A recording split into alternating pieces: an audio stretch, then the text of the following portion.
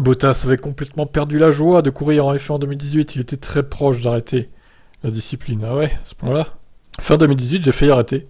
J'étais vraiment proche de le faire, parce que je ne pouvais comprendre et accepter le fait que je n'avais pas battu Lewis lors de ces 2 années. Je me mettais tellement de pression. Vers la fin 2018 en particulier, j'ai commencé à occuper le rôle de soutien au sein de l'équipe, j'en pouvais plus, c'était compliqué. Les 4 ou 5 dernières courses de la saison étaient plus douloureuses que vous devriez être. Heureux en F1, c'est vraiment cool, mais c'était pas du tout mon cas. Je prenais un bon break, après cette saison-là, j'ai vraiment dû réfléchir.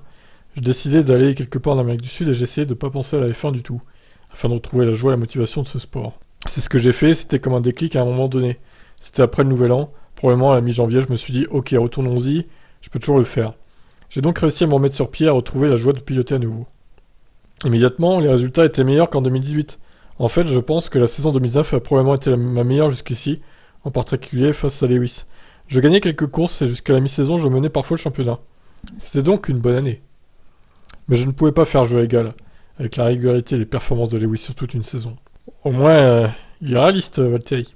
Il confirme qu'il songeait bien à quitter la discipline et pas que Mercedes. L'esprit humain est étrange d'une certaine manière. Parfois, vous vous retrouvez dans l'obscurité, vous perdez toute forme de joie. J'avais complètement perdu la joie de courir en F1. J'étais presque en colère contre le sport. C'était étrange. J'avais simplement besoin de temps pour moi, de voir les choses dans leur ensemble.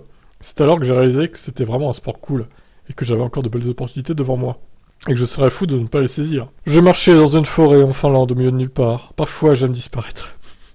Partir en randonnée pendant 1 heure ou 2, dans la neige. Je me tenais debout, je regardais devant moi. Je pouvais sentir cette adrénaline. Je me disais oui, faisons-le. Et j'ai gagné la première course. Incroyable. Quel récit épique de Valtteri Bottas. Ah oui, alors c'est en 2019 qu'il a dit To whom it may concern. Fuck you. Quel homme ce Valtteri. Le Finlandais explique que ce message était une réponse générale à ceux qui l'avaient critiqué. C'était pas destiné à une personne en particulier. Non, personne en particulier. J'ai été très critiqué durant la dernière partie de saison 2018. Dois-je être un pilote Mercedes? Est-il bon pour cette équipe? Ça commençait à m'agacer. C'était donc destiné aux personnes qui commençaient à m'enterrer. J'utilisais ça comme un facteur de motivation pour cette course. Dans ce genre de moment, je veux dire aux gens qu'il faut savoir se recentrer sur ce qui est vraiment important dans la vie. Si vous vous sentez un peu anxieux à propos de certaines choses, prenez du recul. Il y a toujours tellement plus à obtenir si vous n'abandonnez pas.